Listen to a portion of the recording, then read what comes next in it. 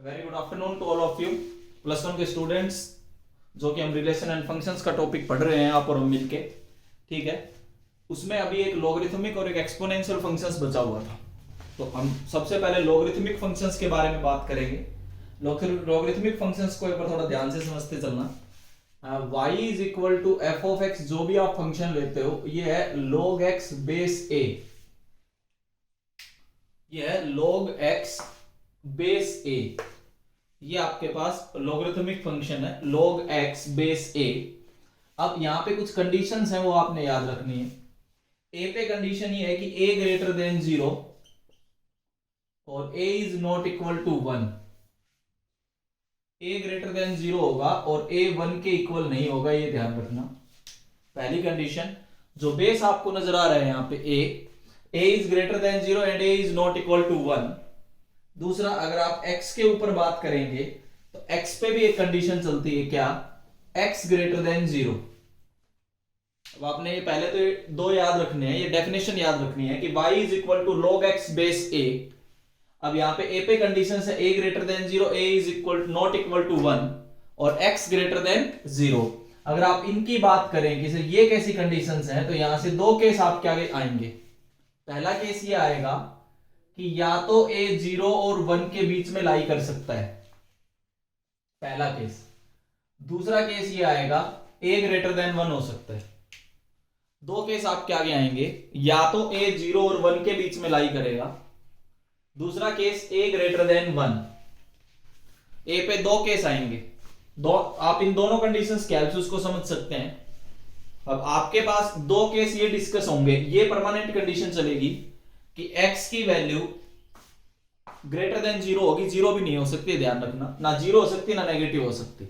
और a पे ये दो केसेस आते हैं कि a की वैल्यू 0 और 1 के बीच में लाई करेगी और a की वैल्यू ग्रेटर देन 1 होगी, ठीक है। इसके बाद अगर हम आगे बात करें कि आगे शुरू करने से पहले, मैं दो केस शुरू करने से पहले आपको दो कंडीशन समझा देता हूं, ये आपने याद रखनी। पहली कंडीशन, log 1 बेस सी कुछ भी हो आप हमेशा 0 लोगे, एक तो ये याद रखना आपने। फिलहाल आप ये याद रखेंगे कि log 1 बेस हो कुछ भी, आप इस कंडीशन में आते हो, इस कंडीशन में आते हो, आपके पास ये वैल्यू इक्वल टू 0 आएगी। दूसरा जो केस था वो मैं आपको क्या बताने वाला था कि इन मोबाइल कैलकुलेटर्स, अगर आपके पास मोबाइल होगा सभी पे, तो इन मोबाइल कैलकुलेटर्स, जो मोबाइल कैलकुलेटर है a की वैल्यू 10 है, फिक्स्ड है। जो मोबाइल कैलकुलेटर है, मोबाइल कैलकुलेटर में a की वैल्यू 10 है, ये ध्यान रखना। मोबाइल कैलकुलेटर A10 यूज करके चलता है और इसीलिए वो इस कैटेगरी में आता है। a ग्रेटर देन 1 वाली कैटेगरी में ये काउंट होगा, मोबाइल कैलकुलेटर्स वाला पार्ट। जो मोबाइल कैलकुलेटर वाला पार्ट है कि a इज इक्वल टू 10, वो a ग्रेटर देन 1 वाली कैटेगरी में फिक्स है। मोबाइल कैलकुलेटर्स में आप बेस चेंज नहीं कर पाओगे, उसमें ऑप्शन नहीं है। तो दो कंडीशंस याद रखना। फिर अब हम अलग अलग केस डिस्कस करते हैं आपके आगे। दो केस आपने याद रखने, a की वैल्यू, बेस की वैल्यू या तो 0 और 1 के बीच में लाई कर सकती है, या a ग्रेटर देन 1 हो सकता है। log 1 सी बेस कुछ भी हो आप हमेशा 0 लोगे। x की वैल्यू हमेशा पॉजिटिव होगी, ना 0 हो सकती ना नेगेटिव हो सकती है, ध्यान रखना। ये तो आपके पास लॉगरिथमिक की केवल डेफिनेशन बताई है मैंने। एक बार जो बच्चे लाइव में जुड़े हुए हैं, बोर्ड क्लियर है, साउंड क्लियर है, तो प्लीज रेज योर हैंड ताकि हम आगे बढ़ पाए।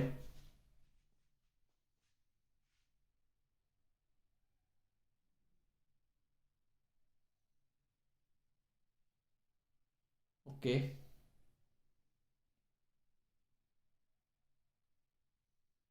देखिए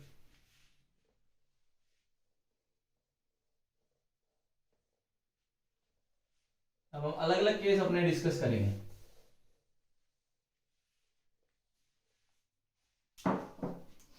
पहला केस, a की वैल्यू 0 और 1 के बीच में लाई करेगी, वो इधर समझाऊंगा। दूसरा केस, a ग्रेटर देन 1 हो, वो इधर समझाएंगे। दोनों ही केसेस में ध्यान रखना x की वैल्यू पॉजिटिव होती है, इधर भी और इधर भी। y is equal to log x base a,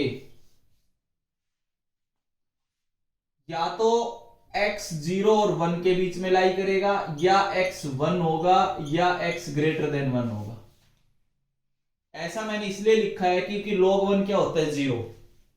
इसका मतलब जो 1 है 1 ये आपका ब्रेकिंग पॉइंट है।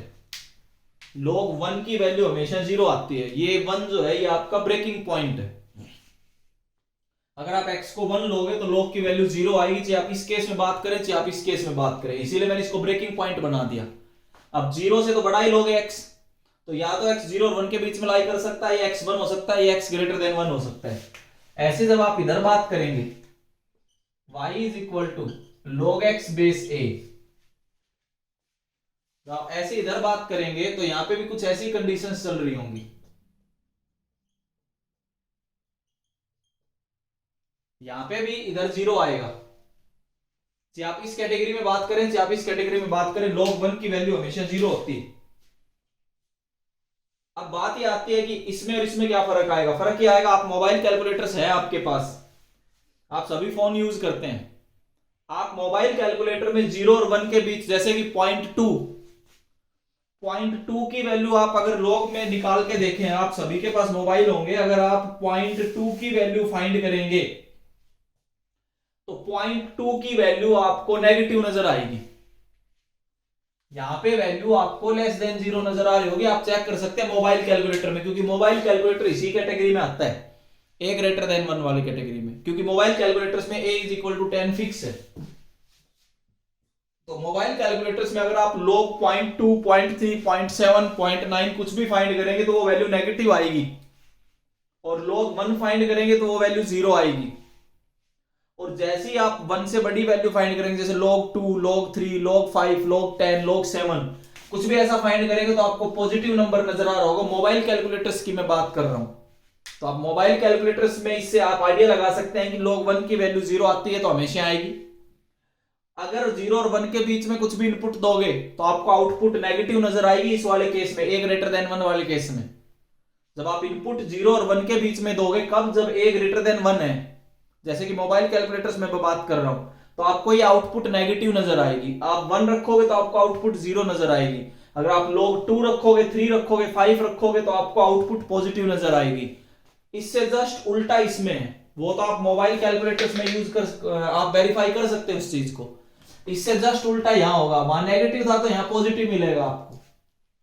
जो साइंटिफिक कैलकुलेटर्स होते हैं जिसमें बेस चेंज करने के लिए आपको दिया गया है स्पेस, जहां पे आपके लिए अलाउ कर दिया गया है कि हाँ आप बेस चेंज कर सकते हैं साइंटिफिक कैलकुलेटर्स, वहां पे अगर आप बेस को 0 और 1 के बीच में कुछ भी रख के देखोगे और फिर आप इनपुट 0 और 1 के बीच में दो x की वैल्यू, तो आपको पॉजिटिव नजर आएगा। उससे जस्ट उल्टा है, 1 रखोगे तो 0 ही नजर आएगा, ग्रेटर देन 1 रखोगे तो आपको नेगेटिव नजर आएगा। तो ये आप वेरीफाई कर सकते हैं बाय मोबाइल कैलकुलेटर्स। ये आप मोबाइल कैलकुलेटर्स के हेल्प से इन चीजों को वेरीफाई कर सकते हैं।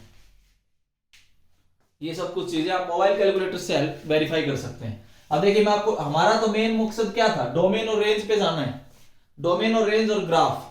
अब देखिए, अगर हम ग्राफ की बात करें, ये एक्स एक्सिस है, वाई एक्सिस, अगर आप ग्राफ की बात करें तो अब आप इस पे ये पॉइंट देखेंगे 1 0।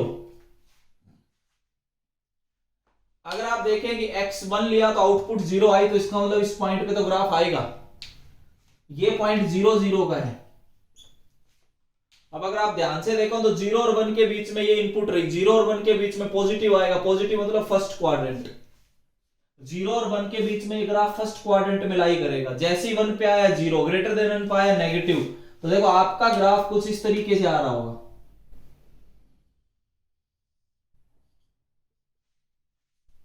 इस तरीके से कुछ ग्राफ होगा।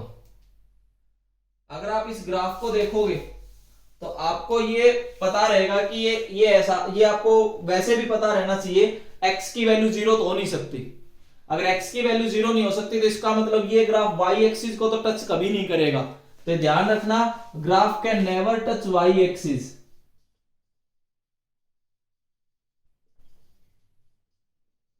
ग्राफ जो है वो y एक्सिस को कभी भी टच नहीं करेगा। Graph can never touch y axis. Graph जो है वो y एक्सिस को कभी भी टच नहीं करेगा। अगर ग्राफ y एक्सिस को टच नहीं करेगा तो इसका मतलब x की वैल्यू ग्रेटर देन 0, ये डोमेन है आपके पास। आपको यहां से डोमेन नजर आ रही होगी। बात आती है रेंज की। रेंज में आप देख सकते हैं कि y की वैल्यू क्या क्या हो सकती है। अब आपको y की वैल्यू बिल्कुल क्लियर है, y नेगेटिव भी है, 0 भी है और पॉजिटिव भी है। तो यहां से आप बिल्कुल क्लियर लिख सकते हैं कि डोमेन तो हमें पता है कि 0 टू इंफिनिटी है, ओपन ब्रैकेट 0 है, ध्यान रखना 0 नहीं ले सकते।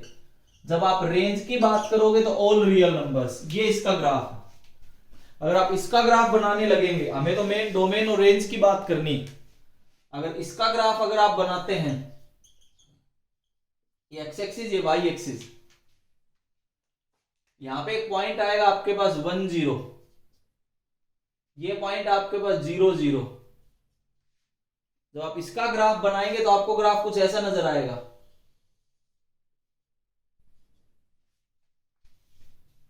ये लीजिए, जब आप 0 और 1 के बीच में बात करेंगे तो आपको नेगेटिव वैल्यू नजर आ रही है।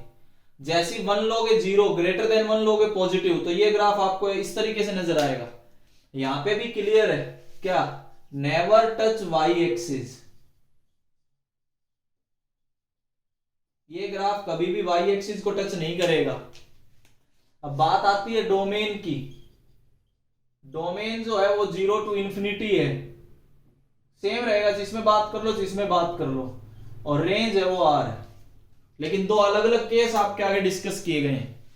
ये सारा आपका लॉगरिथमिक की डेफिनेशन समझाई है मैंने कि लॉगरिथमिक फंक्शंस होते क्या हैं, क्या उनकी डेफिनेशन है, क्या उनकी डोमेन रेंज है, क्या उनके दो अलग अलग केसेस हैं, क्या मोबाइल कैलकुलेटर्स में आता है, क्या अदर देन मोबाइल कैलकुलेटर्स आप कर सकते हैं।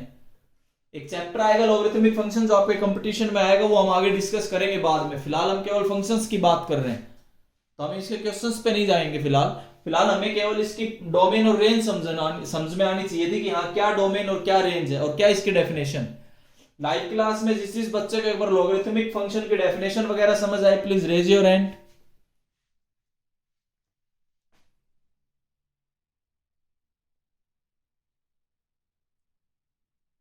नोट जरूर करते चलेंगे। ये सब आपके पास लॉगरिथमिक फंक्शन है सारा, नोट सभी बच्चे जरूर करते चलेंगे। ये सारा लॉगरिथमिक फंक्शन की डोमेन और रेंज समझाई अभी। अब हम आगे बढ़ते हैं। हमारा दूसरा एक फंक्शन बचा हुआ था एक्सपोनेंशियल फंक्शन। देखो मैं उस दिन पढ़ा रहा था, तब मैंने कहा था कि हम इसको मंडे को डिस्कस करेंगे, कि उस दिन इतना टाइम नहीं था कि मैं इस पे अच्छे से फोकस कर पाता। अब आज समझ पा रहे हैं कि आज हमारी लगभग क्लास इन्हीं सब पे डिपेंड होगी। अब लॉगरिथमिक फंक्शंस के बाद एक आपके पास एक्सपोनेंशियल फंक्शन, एक एक्सपोनेंशियल फंक्शन को और मैं समझाऊंगा कि एक्सपोनेंशियल फंक्शन की डोमेन और रेंज कैसे आती है। एक्सपोनेंशियल फंक्शंस को और समझेंगे। इसके अलावा मैंने आपको सारा बताया हुआ है, greatest integer function, smallest integer function, reciprocal function, square root function, cube root function, सब सिग्नम फंक्शन, सब उसका क्या क्या नाम था, फ्रैक्शनल पार्ट फंक्शन, ये सब आपको टाइप्स मैंने समझाई। मेन हमारी ये दो बची हुई थी, आज हम इसको भी डिस्कस करेंगे, एक्सपोनेंशियल फंक्शंस।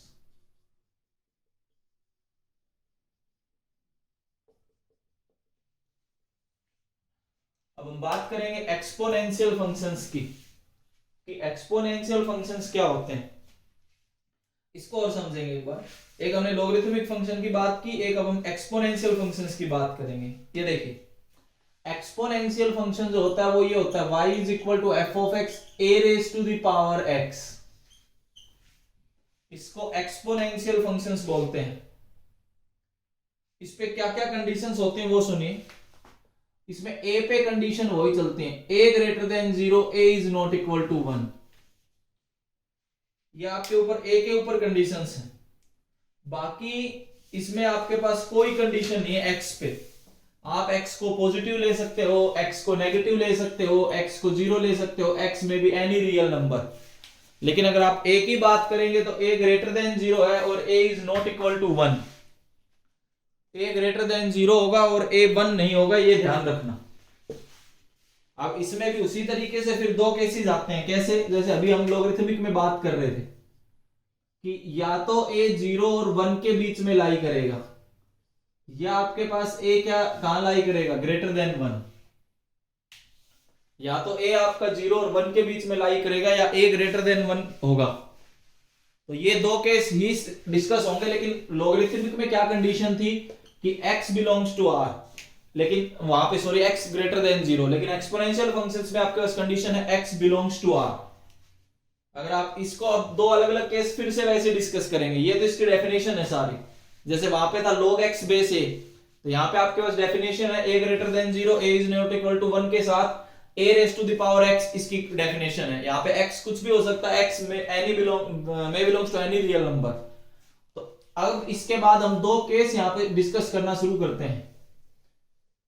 अगर हम दो अलग अलग केस यहाँ पे डिस्कस करें, पहला केस a की वैल्यू हम 0 और 1 के बीच में लेके चलेंगे। दूसरा केस a ग्रेटर देन 1 लेके चलेंगे। a की वैल्यू 0 और 1 के बीच में लेके चलेंगे, a ग्रेटर देन 1 दूसरा केस लेके चलेंगे। अब सबसे पहले मैं इसको ऐसे लिखना चाहूंगा, इसमें ब्रेकिंग पॉइंट हम बनाएंगे 0 को, या तो x 0 होगा या x लेस देन 0 होगा या x ग्रेटर देन 0 होगा। हमने ब्रेकिंग पॉइंट 0 को इसलिए बनाया, any number raise to the power 0 is 1। तो हमें इसकी वैल्यू पता है कि मैं कुछ भी a ले लूं, चाहे इधर की बात करूं चाहे इधर की बात करूं, दोनों ही केसेस में x को 0 लेने पे y की वैल्यू 1 आएगी, मतलब इनपुट 0 लेने पे आपके पास आउटपुट 1 होगी। ऐसी चीज आप इधर भी बात कर सकते हैं, y is equal to a की पावर x। यहां पे भी वैसी सेम कंडीशन चलेगी, या तो x 0 हो सकता है या x लेस देन 0 हो सकता है या x ग्रेटर देन 0। जैसे आप x को 0 लोगे तो आपके पास आउटपुट 1 आएगी। अब आप इनपुट को 0 लोगे तो आपके पास आउटपुट 1 है। आप x को 0 लो, आउटपुट 1, यहां पे भी x को 0 लो, आउटपुट 1। अब आगे के केस यहां पे कैसे डिस्कस होंगे वो सुनना। आप ध्यान रखना, पहले अगर आप उसी केस की बात करते हैं जो उधर जैसे लोगरिथमिक के था, वैसे आप याद रख सकते हैं। जब लेस देन 0 होगा तो आप वैल्यू रख रख के देख सकते हैं इसमें एग्जांपल में। जब आप लेस देन 0 होगा तो आपके पास लेस देन 1 की कंडीशंस आएंगी, आप क्रॉस चेक कर सकते हैं वैल्यू रख रख के। जब आप ग्रेटर देन 0 लोगे तो ग्रेटर देन 1 होगी, इसमें वैल्यू रखनी है। याद रखना है a को ग्रेटर देन 1 लेना, जैसे a को लिया 2, अब 2 की पावर 0 किया तो 1, 2 की पावर -1 किया, अगर मैं नेगेटिव पे जाऊं तो 2 की पावर -1 अगर आप करते हैं तो मतलब 1/2, 1/2 लेस देन 1। जब आप 2 की पावर 2 करते हैं या 2 की पावर 1 करते हैं तो 2 आ गया ग्रेटर देन 1। तो लोगरिथमिक में जैसे किया था वैसे पहले उधर वाली कंडीशंस याद रख लो कि ग्रेट लेस देन पे लेस देन आएगी, ग्रेटर देन पे ग्रेटर देन आएगी। उससे उल्टा आप इधर कर सकते हैं, उससे उल्टा इधर होगा, क्रॉस चेक भी आप कर सकते हैं, एक ही वैल्यू रख रख के। ग्रेटर देन 1 आएगा लेस देन 0 पे, लेस देन 1 आएगा ग्रेटर देन 0 पे। उससे जस्ट उल्टी कंडीशंस होगी, इसलिए मैं कहता हूं पहले इसको याद करो, फिर उससे उल्टी आप कंडीशंस इधर रख सकते हैं। तो ये आपके पास एक एक्सपोनेंशियल फंक्शंस हैं। अभी हम इसका ग्राफ बनाते हैं दोनों केसेस में। दोनों केसेस में आपको ग्राफ समझाता हूं। ये एक्स एक्सिस, ये वाई एक्सिस, ये वाई एक्सिस, ये एक्स एक्सिस। दोनों ही केस में आप ग्राफ को ध्यान से समझना। यहां पे आपके पास 0 1 ऐसा ही तो है, जब आपने इनपुट को 0 दिया आउटपुट 1 मिली, मतलब वाई एक्सिस पे पॉइंट होगा। जैसे लॉगरिथमिक में एक्स एक्सिस पे पॉइंट था, यहां पे भी आपके पास 0 और 1 आएगा। कैसे ग्राफ, पहले अगर हम इस केस की बात करें, इधर वाले केस की, तो सुनिए, जब आपने 0 लिया तो 1 आया, ग्रेटर देन 0 लिया मतलब फर्स्ट क्वाड्रेंट में, तो लेस देन 1 मतलब इससे नीचे और इधर इससे ऊपर। ये ग्राफ कुछ इस तरीके से आएगा। आप इन कंडीशंस को मैच करके इससे बना सकते हैं ग्राफ। जब आप उसकी बात करेंगे, ये ग्राफ आपका कुछ ऐसा नजर आ रहा होगा। ये ग्राफ उधर ऐसा आएगा, ये ग्राफ इधर ऐसा आएगा। अगर आप दोनों ही केसेस में बात करें तो graph never touch x axis, graph कभी भी एक्स एक्सिस को टच नहीं करेगा। एक्स एक्सिस को टच नहीं करेगा तो इसका मतलब क्लियर है क्या, इससे हमें ये क्लियर होता है कि y must be greater than 0, y 0 हो ही नहीं सकता। मतलब एक्सपोनेंशियल फंक्शंस में आउटपुट हमेशा आपको पॉजिटिव मिलेगी, जीरो भी नहीं मिल सकती, ध्यान रखना। कभी भी आउटपुट जीरो भी नहीं आएगी, हमेशा आउटपुट जीरो से बड़ी देगा। a की पावर x, मतलब आपने जब ये लिखा y is equal to a की पावर x, यहां से अगर आप आउटपुट देखोगे तो y हमेशा ग्रेटर देन 0 नजर आएगा, चाहे आप a पे x पे कुछ भी कंडीशंस लगा दो। अगर आपने एक्सपोनेंशियल फंक्शन को डिफाइन कर रखा है तो इसका मतलब आपकी जो आउटपुट है, आपकी जो आउटपुट है वो आउटपुट आपको ग्रेटर देन 0 नजर आ रही होगी, ये ध्यान रखना। अब इसी हिसाब से अगर आप डोमेन और रेंज की बात करें, दोनों ही केसेस में, आप दोनों ही केसेस में डोमेन और रेंज की बात करें तो रेंज तो हमें पता लग गया 0 टू इंफिनिटी, क्योंकि आउटपुट जो आ रही है आउटपुट ग्रेटर देन 0 आ रही है।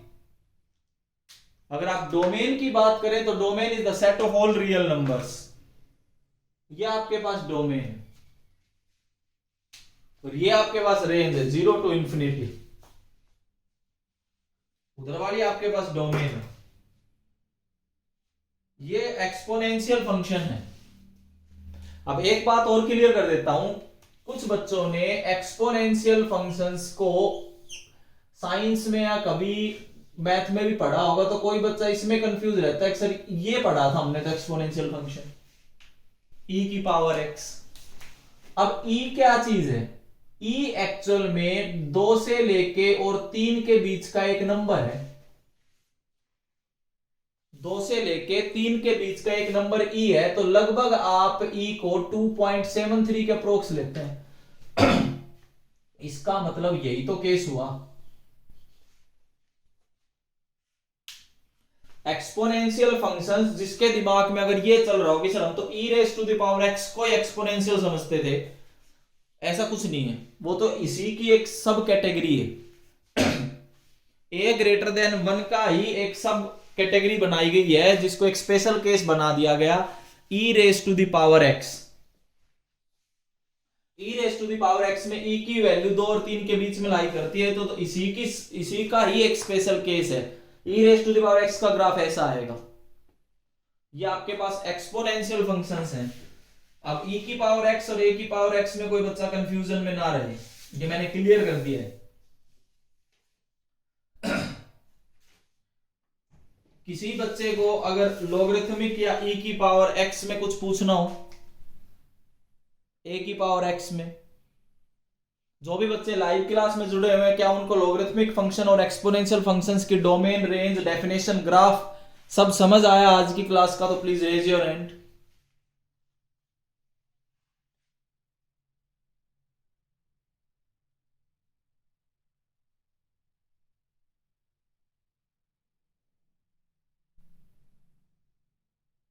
ओके,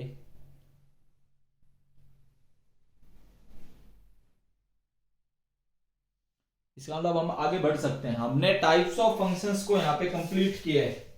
लॉगरिथमिक और एक्सपोनेंशियल मैंने 2 फंक्शंस आपके लिए उस दिन छोड़े थे कि हम अगली क्लास में ही इनको डिस्कस करेंगे, कि दोनों फंक्शंस अच्छे से समझाने थे, इसलिए मैंने इनको कुछ छोड़ दिया था।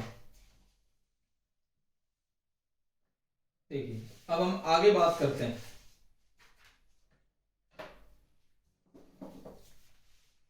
टाइप्स ऑफ फंक्शंस हम यहाँ पे कंप्लीट करके हम थोड़ा बहुत रियल फंक्शंस के बारे में मैं आपको कुछ समझाता हूं। तो ये समझाने बहुत ज्यादा जरूरी है टाइप्स ऑफ फंक्शंस, इसीलिए मैंने आपको 2 या 3 क्लास इस पे लगाई है कि आपको टाइप्स ऑफ फंक्शंस बिल्कुल क्लियर रहे। अब हम थोड़ी बहुत बात रियल फंक्शंस, आपके एक टॉपिक मिलेगा जिसमें ये सारे टाइप्स उसी में आते हैं। इनके क्वेश्चंस, रियल फंक्शन के क्वेश्चंस कैसे मिलेंगे वो मैं बता देता हूं।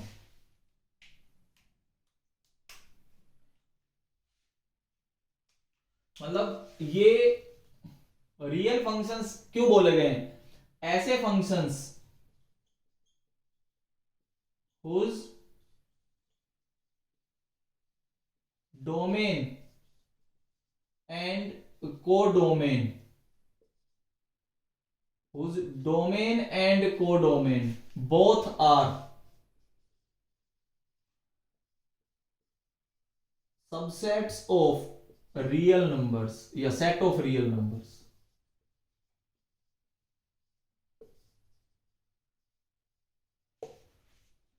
The functions whose domain and codomain both are subsets of set of real numbers. दोनों के दोनों सेट ऑफ रियल नंबर्स के ही सबसेट मिलेंगे, डोमेन भी और कोडोमेन भी. अगर ऐसे फंक्शंस हैं तो उनको रियल फंक्शंस का नाम दिया गया. फॉर एग्जाम्पल कुछ भी आप ऐसा एग्जाम्पल लिख सकते हैं जैसे F of X is equal to X square plus X plus 1. अगर हम इनकी बात करें तो ये आपके पास एक रियल फंक्शंस है. आप कुछ भी एक्स इनपुट दोगे आपके पास आउटपुट एक रियल नंबर आएगा.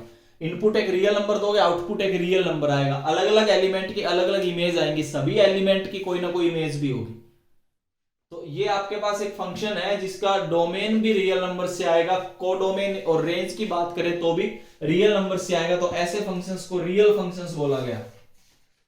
अब देखिए क्वेश्चंस कैसे आ सकते हैं रियल फंक्शंस के लिए, वो मैं आपको समझा देता हूं कुछ क्वेश्चंस, ताकि अगली जो क्लास होगी हमारी कल हम उसमें केवल डोमेन और रेंज के बारे में ही डिस्कस करेंगे. कल आपको सिखाएंगे कि कैसे डोमेन फाइंड होते हैं और कैसे रेंज फाइंड होते हैं. अभी मैं आपको क्या क्वेश्चन समझा रहा हूं वो सुनिए. जैसे आपके पास क्वेश्चंस कुछ इस तरीके से मिल सकते हैं. एक दो क्वेश्चंस हम इस पे डिस्कस करेंगे रियल फंक्शंस पे. If F of X is equal to X plus 1 divided by X, ये आपके पास कोई भी एक रियल फंक्शन है एफ ऑफ एक्स. अब आपको इस टाइप के क्वेश्चंस मिल सकते हैं. Prove that F of X का cube is equal to F of X का cube plus 3 times F of 1 by X. ये आपको प्रूव करना है कि एफ ऑफ एक्स की वैल्यू गिवन है एक्स प्लस 1 बाई एक्स. तो इस तरीके के क्वेश्चंस हमें कैसे करने हैं वो समझिए. सबसे पहले हम आरएचएस को लेके चलते हैं कि आरएचएस क्या चीज है. आरएचएस हमारे पास है F of x cube plus 3 into F of 1 by X. ये आपके पास आरएचएस है. अब बात ये आती है कि ये कैसे फाइंड हो. ये देखो मैं आपको यहां भी समझा सकता हूं इसको. ये कैसे फाइंड करने होते हैं.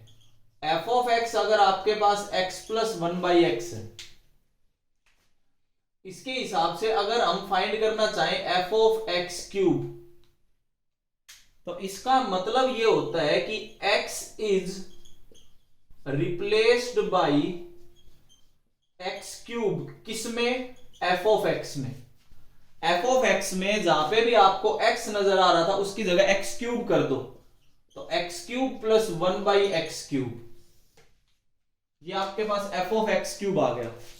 अगर हम बात करें एफ ऑफ 1 बाई एक्स की, इसका मतलब ये हुआ कि x इज